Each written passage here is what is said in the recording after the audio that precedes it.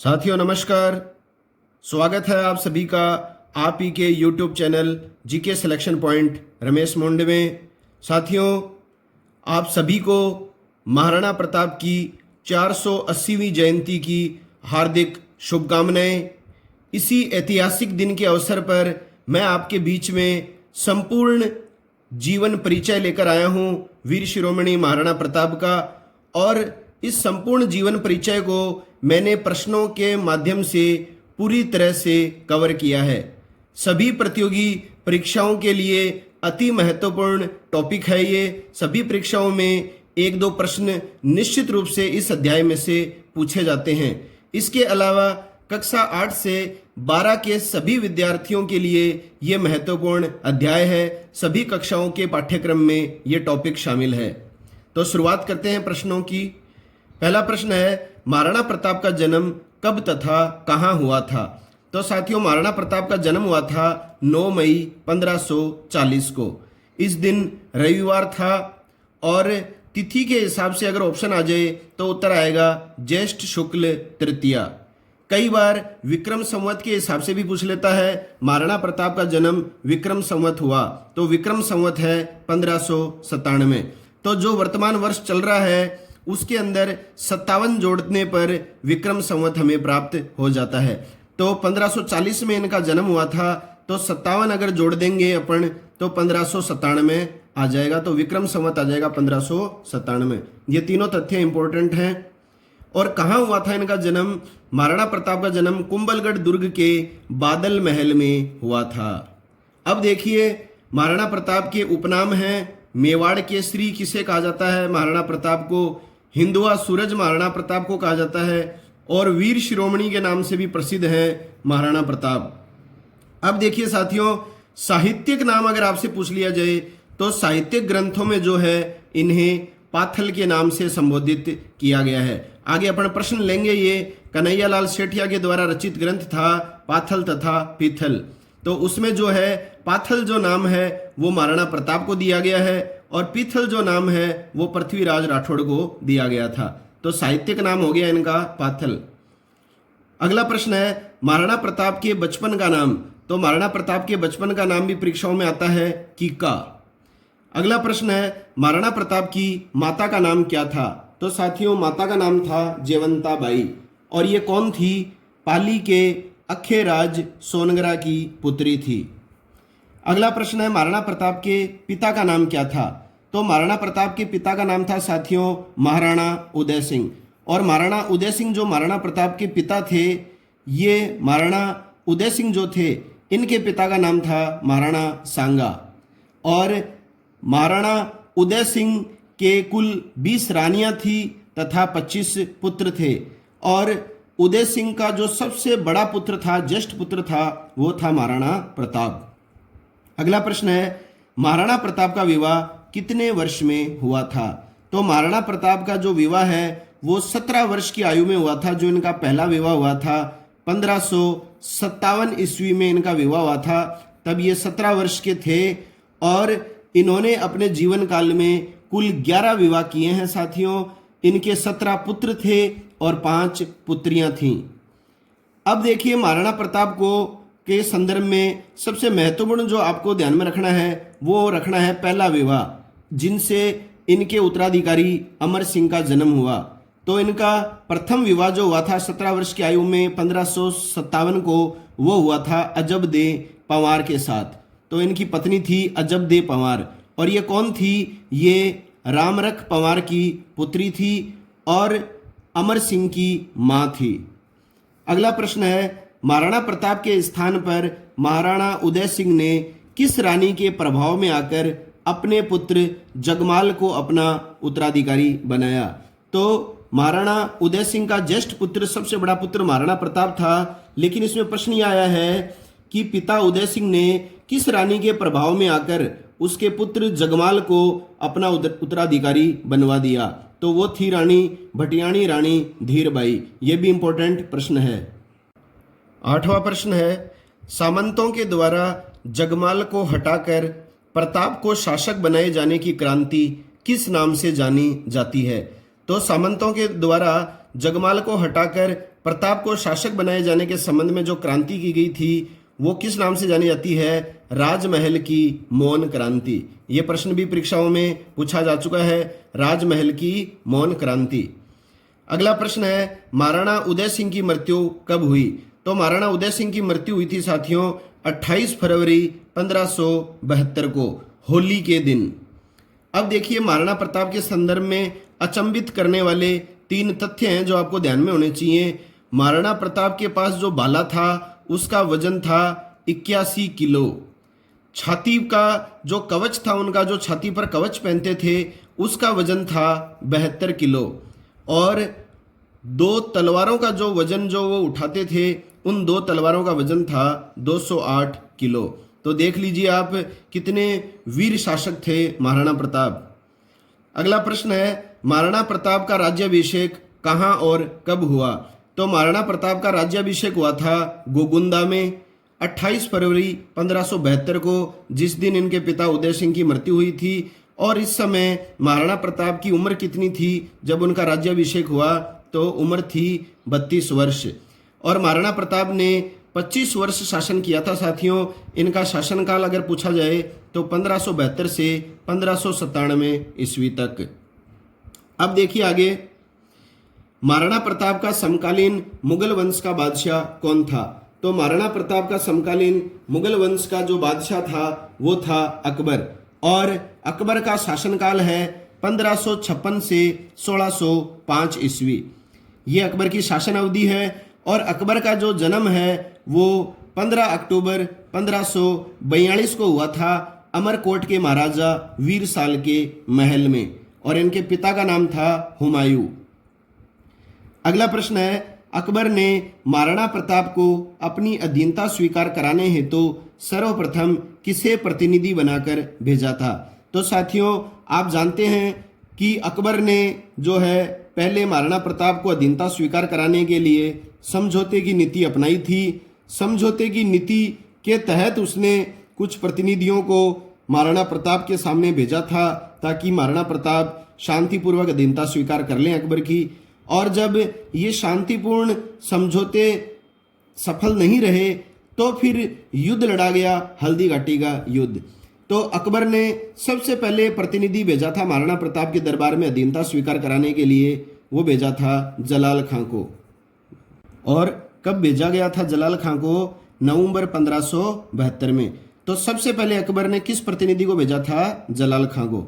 अगला प्रश्न है, अकबर ने कुल कितने प्रतिनिधि महाराणा प्रताप को अधीनता स्वीकार करने हेतु भेजे थे? तो अकबर ने कुल कितने प्रतिनिधि भेजे थे महाराणा प्रताप को अधीनता स्वीकार कराने के लिए? तो ये प्रतिनिधि थे 4। कौन कौन से 4 प्रतिनिधि थे? 1572 में जलाल खां को भेजा था, और उसके बाद में भेजा मान सिंह को जून 1573 में, उसके बाद में भगवंत दास को सितंबर 1573 में, और सबसे आखिरी में भेजा था टोडरमल को, जो अकबर का सबसे विश्वसनीय प्रतिनिधि था। अब देखिए साथियों, इसमें क्रम पूछा जाता है, आपको क्रम ध्यान में रखना है कि सबसे पहले जलाल खां को, फिर मान सिंह को, फिर भगवंत दास को, और फिर टोडरमल को। तो जलाल खां को सबसे पहले भेजा गया था, फिर बाद में कछुआओं के कुंवर मान सिंह को भेजा गया था, भगवंत दास को बाद में भेजा गया, ये मान सिंह के जो थे पिता थे, और लास्ट में भेजा गया था टोडरमल, जो अकबर के शासनकाल में वित्त विभाग और भूमि सुधार से संबंधित प्रमुख अधिकारी था। और ये चारों के चारों जो प्रतिनिधि हैं वो महाराणा प्रताप को अधीनता स्वीकार कराने में असफल रहे थे। अगला प्रश्न है, महाराणा प्रताप तथा मान सिंह की भेंट कहाँ हुई थी? तो मान सिंह आपको पता है दूसरे प्रतिनिधि के रूप में अकबर के द्वारा महाराणा प्रताप के पास भेजा गया था मान सिंह को। और महाराणा प्रताप और मान सिंह के बीच जो भेंट हुई थी वो उदयपुर में हुई थी, उदय सागर झील की पाल पर। वेरी इंपॉर्टेंट क्वेश्चन है। और कर्नल जेम्स टोड के द्वारा इस बात को अभिव्यक्त किया गया है कि दोनों के मध्य जो भेंट है वो उदय सागर झील उदयपुर की पाल पर हुई थी। अगला प्रश्न है, महाराणा प्रताप ने मान सिंह के सम्मान में राजशाही भोज बनवाया तथा किसे भोज में मान सिंह का साथ देने हेतु भेजा? तो इन्होंने मान सिंह के साथ भोज में शामिल होने के लिए भेजा था अमर सिंह को। तो अमर सिंह महाराणा प्रताप के पुत्र और उत्तराधिकारी थे। और मान सिंह ने भोज पर अमर सिंह के आने को अपना अपमान समझा। तो बात जाहिर सी है, मान सिंह जो है वो महाराणा प्रताप के साथ वार्ता करने आए थे और भोज पर जो है महाराणा प्रताप ने स्वयं नहीं आकर अपने पुत्र अमर सिंह को भेज दिया और यह भी फरमान करवाया कि अगर मान सिंह आपसे पूछें तो आप जवाब दे देना कि महाराणा का स्वास्थ्य जो है वो सही नहीं है। तो अमर सिंह के आने को मान सिंह ने अपना अपमान समझा। एक देखिए साथियों, राज प्रशस्ति में भी इसी बात को दोहराया गया है कि महाराणा प्रताप व मान सिंह में अनबन का कारण भोजन प्रसंग रहा था। तो दोनों के मध्य अनबन का कारण ये भोजन प्रसंग ही रहा था। राज प्रशस्ति में भी इसका उल्लेख मिलता है। अगला प्रश्न है, ऐतिहासिक राजपुताना युद्ध। आप सभी ने इस युद्ध का नाम सुना है, भली भांति पढ़े भी हैं आप। हल्दी घाटी का युद्ध कब लड़ा गया था? तो साथियों, हल्दी घाटी के युद्ध के संदर्भ में दो इतिहासकारों के द्वारा अलग अलग तिथियों की जानकारी हमें मिलती है। गोपीनाथ शर्मा जो हैं, इन्होंने इस युद्ध की तिथि बताई है 21 जून 1576 को। इसके अलावा इतिहासकार श्रीवास्तव जी ने जो है तिथि बताई है वो 18 जून 1576 को बताई है। अगर इतिहासकारों के नाम के साथ अगर प्रश्न आ जाए तो कोई दिक्कत ही नहीं है। गोपीनाथ जी ने 21 जून बताया है, श्रीवास्तव जी ने 18 जून। ज़्यादातर परीक्षाओं में जो प्रश्न आता है तो ये केवल वर्ष ही दिया जाता है उसमें। तो 1576 में तो किसी प्रकार की कोई किंतु परंतु है ही नहीं। लेकिन अगर तिथियां भी ऑप्शन में आएंगी तो इन दोनों में से एक ही तिथि परीक्षा में दी जाती है। और ये हल्दी घाटी जो स्थान है ये राजसमंद में है। अगला प्रश्न है, अकबर के द्वारा हल्दी घाटी युद्ध की योजना कहाँ बनाई गई थी? तो हल्दी घाटी युद्ध की योजना जो है वो अकबर ने बनाई थी साथियों, राजस्थान के अजमेर में स्थित मैगजीन दुर्ग में। तो मैगजीन दुर्ग में हल्दी घाटी युद्ध की योजना अकबर ने बनाई थी और इस मैगजीन के किले को जो है वो अकबर का किला भी कहा जाता है और अकबर का दौलत खाना भी कहा जाता है। ये भी परीक्षाओं की दृष्टि से इंपॉर्टेंट है। अगला प्रश्न है, हल्दी घाटी युद्ध में भाग लेने से पूर्व महाराणा प्रताप ने मेवाड़ की संपूर्ण सुरक्षा का भार किसे सौंपा था? तो मेवाड़ की संपूर्ण सुरक्षा का भार जो है वो हल्दी घाटी युद्ध से पहले महाराणा प्रताप ने किसे सौंपा था? अपने भील सरदार राणा पुंजा को। तो ये राणा पुंजा जो थे ये महाराणा प्रताप की सेना के प्रमुख भील नेता थे। अगला प्रश्न है, हल्दी घाटी का युद्ध किन किन के मध्य लड़ा गया? तो देखिए साथियों, किन किन के मध्य लड़ा गया, तो इसमें भी ऑप्शन देखिए कई बार जैसे दिया होता है महाराणा प्रताप और मान सिंह के मध्य, कई बार आ जाता है महाराणा प्रताप और अकबर के मध्य, कई बार आ जाता है मेवाड़ की सिसोदिया सेना तथा मुगल सेना के मध्य। तो इसमें आपको घबराने की आवश्यकता नहीं है। प्रत्यक्ष रूप से जो युद्ध लड़ा गया था ये महाराणा प्रताप और मान सिंह के मध्य लड़ा गया था, क्योंकि मुगल सेना का नेतृत्व जो है वो मान सिंह कर रहे थे। इसके अलावा जो है एक और भी थे आसफ खां, इन्होंने भी सेना का नेतृत्व किया था। तो प्रत्यक्ष रूप से तो इन्होंने ही युद्ध लड़ा है, अकबर तो इस युद्ध में शामिल ही नहीं हुआ था प्रत्यक्ष रूप से। और अगर अप्रत्यक्ष रूप से अगर ऑप्शन आ जाए आपकी परीक्षा में तो ये भी सही है, महाराणा प्रताप तथा अकबर के मध्य, क्योंकि अकबर ही मुगल बादशाह था और अकबर का ही प्रतिनिधि बनकर लड़ रहा था मान सिंह। अब देखिए महाराणा प्रताप जो है की सेना में जो है 20,000 सैनिक थे इस समय हल्दी घाटी के युद्ध में, और दूसरी तरफ मुगल सेना जो है वो 85,000 सैनिकों के साथ युद्ध लड़ रही थी। तो साथियों, जितने भी प्रश्न मैं आपके सामने रख रहा हूं ये सारे के सारे प्रश्न किसी न किसी प्रतियोगी परीक्षा में पूछे जा चुके हैं। और अगर आपने ये सारे के सारे प्रश्न देख लिए हैं, पूरी वीडियो देख ली, तो मुझे नहीं लगता कि आगामी किसी भी परीक्षा में आपका प्रश्न महाराणा प्रताप के संबंध में गलत होगा। अगला प्रश्न है, हल्दी घाटी के युद्ध में महाराणा प्रताप के हरावल कौन थे? तो देखिए साथियों, इसमें एक शब्द आया है हरावल। हरावल कौन होता है? युद्ध में सेना का जो सबसे आगे वाला भाग या युद्ध में सेना का सबसे अग्रिम जो भाग होता है उसको कहा जाता है हरावल। तो महाराणा प्रताप के हरावल थे हकीम खां सूरी, जैसाचारण, सोढ़ाचारण, पुरोहित गोपीनाथ, सलुम्बर के चुड़ावत कृष्णदास, देवगढ़ के राणा सांगा और बीदा झाला। ये सभी थे महाराणा प्रताप के हरावल हल्दी घाटी के युद्ध में। अब देखिए साथियों, इसमें सबसे पहला नाम आया है हकीम खां सूरी। इसी से मैं आपको एक प्रश्न बता रहा हूं, अलग से मैंने प्रश्न नहीं बनाया है। प्रश्न आता है, महाराणा प्रताप की सेना का एकमात्र मुस्लिम सेनापति कौन था? मतलब हल्दी घाटी युद्ध में लड़ने वाला एकमात्र जो मुस्लिम था वो कौन था? तो वो था हकीम खां सूरी। तो महाराणा प्रताप की सेना की ओर से लड़ने वाला एकमात्र मुस्लिम सेनापति कौन रहा है? हकीम खां सूरी। ये अफगान थे। अब देखिए, ये सारे के सारे नाम आपको याद होने चाहिए। पूछ लेगा कौन सा हरावल नहीं था या था। अगला प्रश्न है, हल्दी घाटी युद्ध में मुगल सेना के हरावल का नेतृत्व किसके द्वारा किया गया था? तो मुगल सेना के हरावल का नेतृत्व किया गया था सैयद हासिम के द्वारा। और इस युद्ध में मुगल सेना के सेनापति थे मान सिंह और आसफ खां।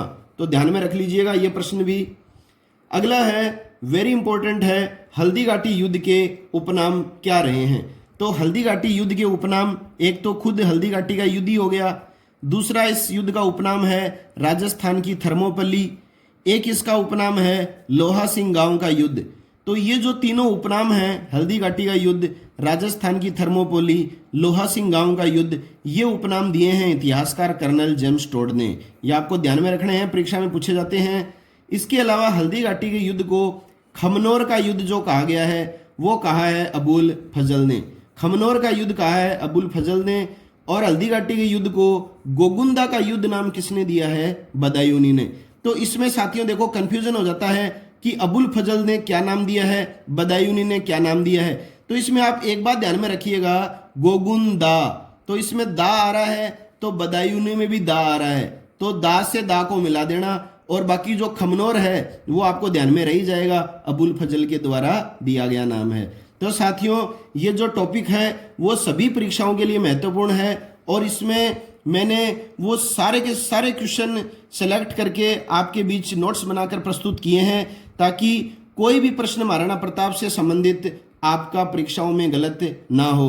और अगर प्रश्न अच्छे लग रहे हैं, आपको लग रहा है कि वाकई कठोर मेहनत की गई है सर के द्वारा, तो आप मेरे वीडियो को अवश्य लाइक करें, अपने साथियों में ये वीडियो अधिक से अधिक शेयर करें। और अगर मेरे चैनल पर आप नए हैं, अभी तक सब्सक्राइब नहीं किया है तो सब्सक्राइब करें और बेल आइकन को दबाएं ताकि मेरे द्वारा भविष्य में जितने भी वीडियो प्रदर्शित किए जाएं उनका नोटिफिकेशन सबसे पहले आपको मिल सके। अब देखिए, खमनोर का युद्ध अबुल फजल, गोगुंदा का युद्ध बदायूनी ने कहा था। अब देखिए बदायूनी के संदर्भ में एक मोस्ट इंपोर्टेंट प्रश्न आता है कि हल्दी घाटी युद्ध का आंखों देखा वर्णन, प्रत्यक्ष वर्णन करने वाला एकमात्र इतिहासकार कौन था? तो हल्दी घाटी के युद्ध में ये इतिहासकार उपस्थित था। और मुंतकब उल त्वारिख ये पुस्तक है इन्होंने लिखी है जिसमें हल्दी घाटी युद्ध का प्रत्यक्ष आंखों देखा वर्णन इन्होंने दिया है। तो ये ध्यान में रखिएगा आप, आंखों देखा वर्णन करने वाला इतिहासकार है बदायूनी। पूरा नाम है इसका अल बदायूनी। अब देखिए अगला प्रश्न आता है हाथियों के संदर्भ में। तो हल्दी घाटी युद्ध में महाराणा प्रताप के जो हाथी थे वो थे लूणा। ये नाम याद रखिए साथियों, आपको ऑप्शन में ये नाम देगा। एक था खंडेराव, इसके अलावा था राम प्रसाद और एक था चक्रवाप। ये चार हाथी थे महाराणा प्रताप के, लूणा, खंडेराव, राम प्रसाद, चक्रवाप। अब देखिए इसमें एक बात है, हल्दी घाटी युद्ध के दौरान जो है ये जो राम प्रसाद जो था ये इस पर मुगलों ने अपना अधिकार कर लिया था। और ये जो राम प्रसाद हाथी है इस हाथी को बदायूनी ने हल्दी घाटी युद्ध के पश्चात अकबर को भेंट कर दिया। तो अकबर को ये हाथी भेंट कर दिया गया। तो अकबर ने इस राम प्रसाद हाथी का नाम बदलकर क्या कर दिया साथियों? पीर प्रसाद। तो ये भी इंपॉर्टेंट क्वेश्चन है, महाराणा प्रताप का वह हाथी जिसका नाम बदलकर अकबर के द्वारा पीर प्रसाद किया गया, तो वो था राम प्रसाद। अगला प्रश्न है साथियों, हल्दी घाटी युद्ध में मुगल सेना के हाथी थे। तो मुगल सेना के हाथियों के नाम आपको याद होने चाहिए और महाराणा प्रताप के हाथियों के नाम याद होने चाहिए, क्योंकि परीक्षा में इस तरह का प्रश्न आता है कि या तो मुगल सेना के पूछेगा तो आपको 3 तो दे देगा महाराणा प्रताप के हाथियों के नाम और 1 दे देगा मुगल सेना के। तो जैसे अपन ने महाराणा प्रताप के हाथियों के नाम क्या पढ़े थे, लूणा था, खांडेराव, राम प्रसाद, चक्रवाप, उसी तरह से मुगल सेना के जो हाथी थे उनका नाम था गजमुख, जिसको गजयुक्त भी कहा जाता था। एक था गजराज और एक था रनमदार। तो ये तीन जो थे वो मुगल सेना के हाथी थे। कई बार परीक्षाओं में प्रश्न आता है हवाई, तो हवाई जो था ये भी हाथी का नाम था, ये था अकबर के हाथी का नाम। इसी तरह से मानसिंह के हाथी का नाम क्या था, तो ये था मर्दाना। तो हाथियों के संदर्भ में मैंने आपको सारी जानकारी दे दी है। मुगल सेना के हाथी कौन से थे, मानसिंह के हाथी का नाम क्या था, अकबर के हाथी का नाम क्या था और महाराणा प्रताप के हाथियों के नाम क्या थे। अब अगला प्रश्न है, महाराणा प्रताप के प्रिय घोड़े का नाम क्या था। तो महाराणा प्रताप के घोड़े का नाम आप सभी जानते हैं, छोटे बच्चे भी जानते हैं, तीसरी चौथी क्लास के भी। तो इनके घोड़े का नाम था चेतक। और चेतक की समाधि कहाँ स्थित है, तो ये है राजसमंद जिले में बलीचा गांव में, यहाँ है चेतक की समाधि। अगला प्रश्न है, हल्दी घाटी के युद्ध का निर्णायक मोड़ किस व्यक्ति को माना जाता है। तो साथियों इस प्रश्न को आप समझने का प्रयास करें कि ये हल्दी घाटी का युद्ध जब प्रारंभ हुआ था साथियों, तो प्रारंभ में मेवाड़ की सेना पूर्णतया विजय रथ पर सवार थी। मेवाड़ की सेना पूरी तरह से युद्ध को लगभग फतेह कर चुकी थी, जीत चुकी थी, और मुगल सेना जो थी वो एकदम धराशायी होने की कगार पर थी। तब मुगल सेनापति थे मिहत्तर खां, इन्होंने ये झूठी अफवाह उड़ा दी थी कि मुगल बादशाह विशाल सेना के साथ युद्ध भूमि की ओर आ रहे हैं। तो इस झूठी अफवाह को सुनकर जो है वो धराशायी जो सारे के सारे सैनिक थे, मुगल सैनिक, उनमें जोश का संग्रह हुआ और युद्ध का समीकरण पूरी तरह से पलट गया। जो मेवाड़ विजय होने की कगार पर था, उस मेवाड़ के शासक महाराणा प्रताप को आगे चलकर युद्ध भूमि से पलायन करना पड़ा। तो युद्ध का निर्णायक मोड़ किस व्यक्ति को माना जाता है, तो मुगल सेनापति मिहत्तर खां को। मोस्ट इंपॉर्टेंट प्रश्न है, इसने झूठी खबर फैला दी थी कि बादशाह अकबर युद्ध भूमि में आ रहे हैं।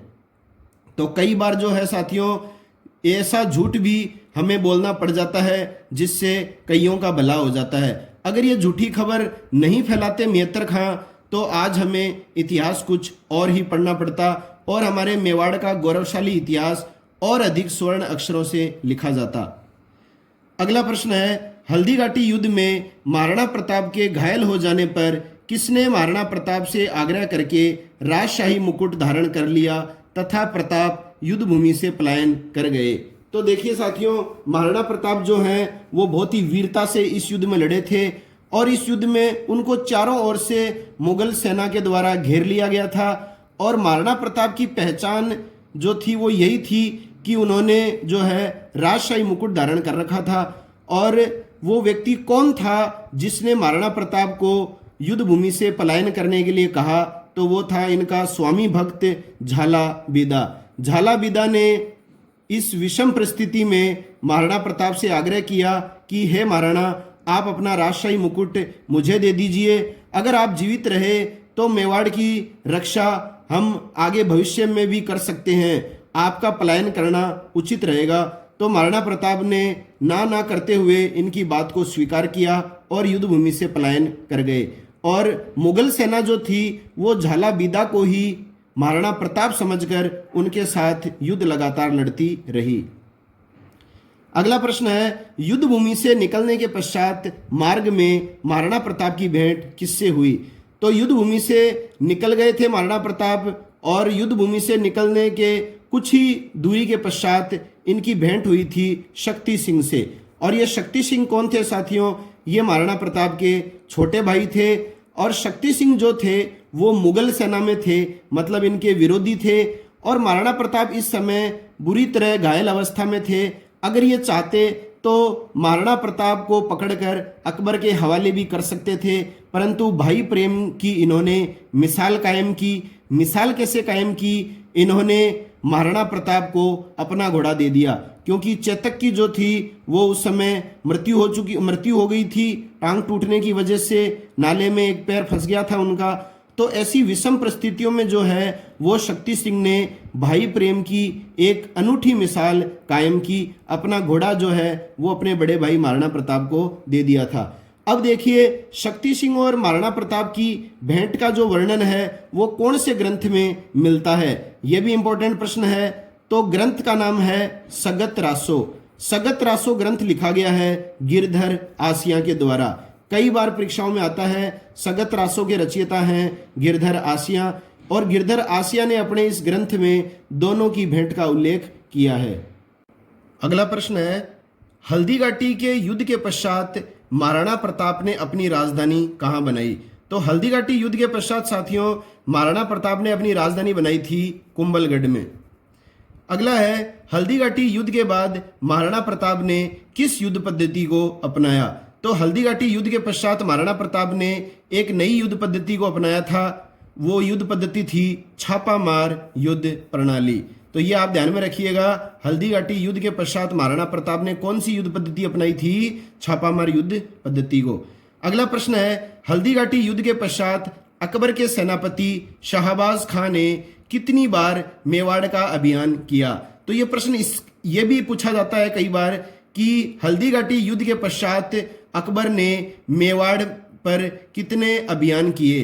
तो 3 अभियान किए थे, और इन अभियानों को किसके नेतृत्व में भेजा था? शाहबाज खां के नेतृत्व में। तो प्रश्न दोबारा देख लीजिए, हल्दी घाटी युद्ध के पश्चात अकबर के सेनापति शाहबाज खां ने कितनी बार मेवाड़ का अभियान किया था? तो 3 बार अभियान किया था। यह प्रश्न आया हुआ है परीक्षाओं में पहले। और कौन कौन से वर्ष? 1577 में, 1578 में और 1579 में, तीनों वर्ष लगातार। 1577 में जो है शाहबाज खां ने गोगुंदा का अभियान किया था, 1578 में कुंभलगढ़ का अभियान किया था, और 1579 में केलवाड़ा का अभियान किया था। तो इन अभियानों को भी आप ध्यान में रखिए। अगला प्रश्न है, अकबर स्वयं किसके साथ उदयपुर के अभियान पर आया था तथा इसने उदयपुर का नाम बदलकर मोहम्मदाबाद रख दिया था? तो ये भी प्रश्न इंपॉर्टेंट है। किस रियासत का नाम मोहम्मदाबाद रखा गया था किसी मुगल बादशाह के द्वारा? तो वो उदयपुर का नाम रखा गया था मोहम्मदाबाद। किसके द्वारा? अकबर के द्वारा। तो अकबर स्वयं किसके साथ आए थे उदयपुर के अभियान में? तो ये आए थे कछुआ शासक भगवंत दास के साथ 1576 में। अगला प्रश्न है, अकबर के द्वारा मेवाड़ पर अंतिम अभियान किसके नेतृत्व में भेजा गया था? तो मेवाड़ पर अंतिम जो अभियान था वो अकबर ने भेजा था 1585 में, और इस अभियान का नेतृत्व किसने किया था? जगन्नाथ कछुआ ने। यह इंपॉर्टेंट प्रश्न है, सभी के सभी आपको ध्यान में रखने हैं। 1585 में अंतिम बार अकबर ने मेवाड़ पर अभियान भेजा था, और इसका नेतृत्व करता था जगन्नाथ कछुआ। और जगन्नाथ कछुआ की जो छतरी है ये भी इंपॉर्टेंट है, ये है मांडलगढ़ भीलवाड़ा में, आपको ध्यान में रखना है ये। अगला प्रश्न है, मेवाड़ का उद्धारक किसे कहा जाता है? तो मेवाड़ के उद्धारक के नाम से जाने जाते हैं दानवीर भामाशाह। भामाशाह को कहा जाता है मेवाड़ का उद्धारक। क्यों कहा जाता है? अभी देखिए, आपको अगले प्रश्न से पता चल जाएगा। भामाशाह और इनकी उपाधि है दानवीर, महाराणा प्रताप से कहाँ मिले थे? तो ये भामाशाह जो व्यक्ति हैं ये महाराणा प्रताप से कहाँ मिले थे? ये मिले थे चूलिया गांव में। मोस्ट इंपॉर्टेंट है ये चूलिया स्थान। और 1578 में ये महाराणा प्रताप से मिले थे, और इन्होंने महाराणा प्रताप को 25 लाख रुपए और 20,000 सोने की अशरफियां प्रदान की। तो देखिए कितना बड़ा आर्थिक मदद किया इन्होंने महाराणा प्रताप का। 25 लाख रुपए इन्हें दिए, और इसके अलावा 20,000 सोने की अशरफियां जो है भामाशाह ने महाराणा प्रताप को प्रदान की। उस स्थिति में जब हल्दी घाटी का युद्ध जो है महाराणा प्रताप हार चुके थे, और महाराणा प्रताप को नए सिरे से वापस अपनी सैनिक शक्ति को गठित करना था, उस स्थिति में ये सहायता महाराणा प्रताप के लिए बहुत ही निर्णायक सिद्ध हुई।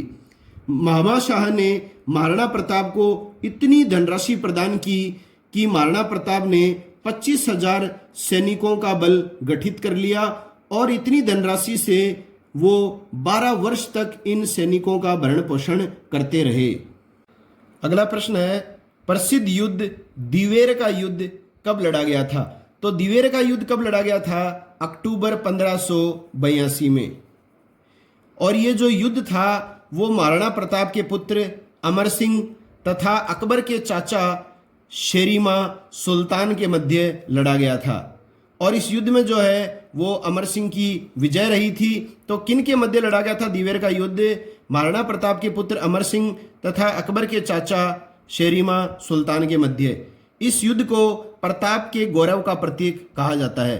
तो देखिए साथियों, अगर ये प्रश्न आ जाए तो आप हल्दीघाटी युद्ध मत कीजिएगा, गलत हो जाएगा। किस युद्ध को महाराणा प्रताप के गौरव का प्रतीक कहा जाता है? तो ये है दिवेर का युद्ध।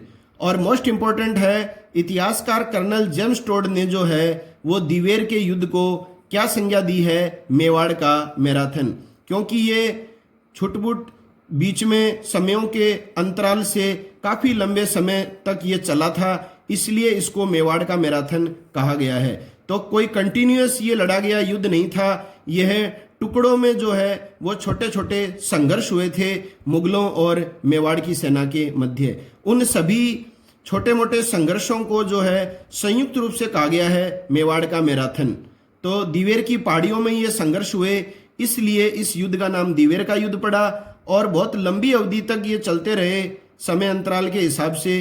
तो कर्नल जेम्स टोड ने इसे क्या कहा? मेवाड़ का मैराथन। ये भी इंपॉर्टेंट प्रश्न है। अगला प्रश्न है, महाराणा प्रताप ने अपनी संकटकालीन राजधानी किससे बनाया? तो महाराणा प्रताप ने संकटकालीन राजधानी बनाया था चावंड को। और महाराणा प्रताप ने लूणा चावंडिया को पराजित करके 1585 में चावंड को अपनी राजधानी बनाया। तो ये वर्ष भी पूछा जाता है, संकटकालीन राजधानी चावंड किस वर्ष बनाई गई? 1585 में।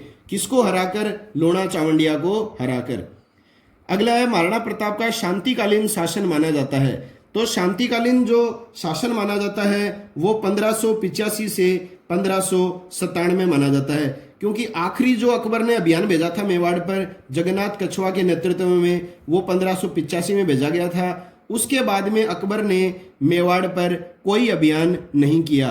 तो शायद हो सकता है अकबर के मन में भी वीर शिरोमणि महाराणा प्रताप के साहसी कृत्यों के प्रति मन में एक बहादुरी का भाव आ गया था कि क्यों न इस वीर शासक को जीवन भर की कठिनाइयों और सहन शक्ति दिखाने के लिए पुरस्कृत किया जाए। तो अकबर ने जो है 1585 के पश्चात मेवाड़ पर कोई अभियान नहीं किया।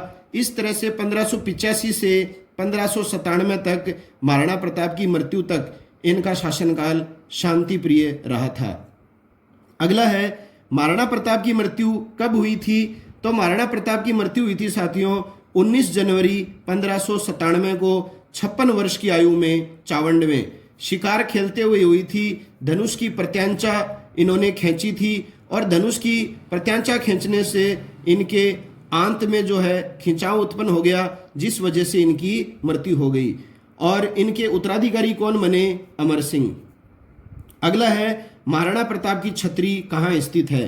तो वेरी इंपॉर्टेंट है, महाराणा प्रताप की छतरी है बांडोली में और ये है 8 खंभों की छतरी। तो प्रश्न आ जाता है कई बार, 8 खंभों की छतरी कहाँ पर है? तो वो बांडोली में है। और किसे समर्पित है? तो ये है महाराणा प्रताप को समर्पित। अगला प्रश्न है, पाथल तथा पीथल किसकी रचना है? तो ये साहित्य ग्रंथ है पाथल व पीथल। ये इस साहित्य ग्रंथ की रचना की है साथियों कन्हैयालाल सेठिया ने। तो इसकी बात अपन ने शुरुआत में भी की थी। इस साहित्य ग्रंथ में पाथल जो नाम है वो इन्होंने दिया था महाराणा प्रताप को और पीथल जो नाम है ये इन्होंने दिया था पृथ्वीराज राठौड़ को। तो ये ध्यान में रखिएगा, मोस्ट इंपॉर्टेंट है। पाथल व पीथल किसकी रचना है? कन्हैयालाल सेठिया की। अगला है, महाराणा प्रताप के दरबारी कवि कौन थे? तो महाराणा प्रताप के प्रसिद्ध दरबारी कवि थे पंडित चक्रपाणी मिश्र। पंडित चक्रपाणी मिश्र महाराणा प्रताप के दरबारी कवि थे और ये मथुरा से संबंध रखते थे। इन्होंने 4 प्रमुख ऐतिहासिक ग्रंथ लिखे हैं। परीक्षाओं की दृष्टि से सबसे इंपॉर्टेंट है विश्व वल्लभ। विश्व वल्लभ ग्रंथ कई बार परीक्षाओं में आता है, चक्रपाणी मिश्र की रचना है ये। इसके अलावा इन्होंने मुहूर्तमाला, व्यवहारादर्श और राज्याभिषेक पद्धति, ये 3 ग्रंथ भी इन्हीं के हैं। अगला प्रश्न है, महाराणा प्रताप ने किसे हटाकर अपना प्रधानमंत्री भामाशाह को बनाया था? तो भामाशाह जो थे वो 1578 में महाराणा प्रताप के द्वारा प्रधानमंत्री बनाए गए थे। इससे पहले जो महाराणा प्रताप के प्रधानमंत्री थे वो थे रामशाह महसानी। तो किसको हटाकर महाराणा प्रताप ने अपना प्रधानमंत्री भामाशाह को बनाया? तो किसको हटाकर? रामशाह महसानी को हटाकर। अगला प्रश्न है, महाराणा प्रताप के समय मेवाड़ में कौन सी चित्रकला शैली का उद्गम हुआ? तो मेवाड़ में कौन सी चित्रकला शैली का उद्गम हुआ था महाराणा प्रताप के समय? चावंड शैली का। अगला प्रश्न है, बदायूनी ने अपने किस ग्रंथ में हल्दीघाटी युद्ध का आंखों देखा वर्णन किया है?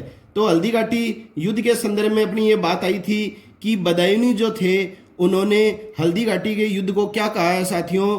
गोगुंदा का युद्ध। दा से दा को मिलाइएगा। और यही एकमात्र इतिहासकार थे जो इस युद्ध में उपस्थित थे प्रत्यक्ष रूप से। तो आंखों देखा इस युद्ध का हाल इन्होंने अपने ग्रंथ मुंतकब उल तवारिख में प्रस्तुत किया है। यह भी इंपॉर्टेंट ग्रंथ है, आई बार परीक्षाओं में आता है। अगला है प्रताप चरित। प्रताप चरित ग्रंथ के रचयिता कौन है? तो प्रताप चरित जो ग्रंथ है इसके रचयिता हैं केसरी सिंह बारठ। तो राजस्थान के प्रमुख स्वतंत्रता सेनानियों में नाम आता है केसरी सिंह बारठ का। इन्होंने लिखा है यह ग्रंथ प्रताप चरित्र।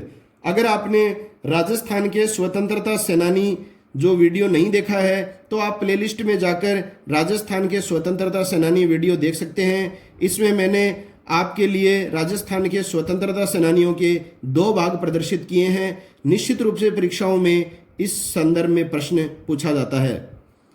अगला प्रश्न है प्रतापराव झूलना।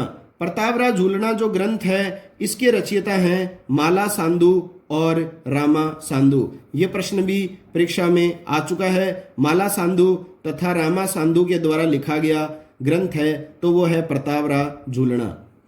अगला और अंतिम प्रश्न इस वीडियो का वो है, वो महत्वपूर्ण क्षेत्र जो महाराणा प्रताप आजीवन विजित नहीं कर पाए। मतलब बहुत संघर्ष किया इन्होंने इन प्रदेशों को जीतने का, लेकिन अपने जीवन जीते जी इन्होंने इन प्रदेशों पर अधिकार नहीं किया, नहीं कर सके। तो वो 2 क्षेत्र हैं चित्तौड़गढ़ तथा मांडलगढ़।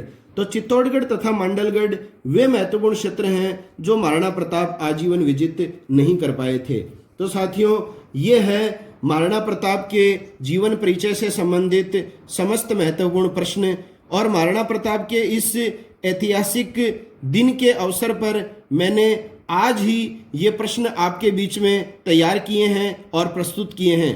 आशा है आपको मेरी ये मेहनत पसंद आई होगी। ये सभी प्रश्न जो हैं आप अच्छी तरह एकाग्रचित होकर सुनिए। इसके बाहर प्रश्न नहीं जाने की पूरी मुझे आशा है, क्योंकि मैंने हर पक्ष को कवर करने का प्रयास किया है जिसके संबंध में महाराणा प्रताप से संबंधित प्रश्न परीक्षा में पूछा जा सकता है। तो मिलते हैं नए वीडियो के साथ। तब तक के लिए जय हिंद, जय भारत, जय वीर शिरोमणि महाराणा प्रताप।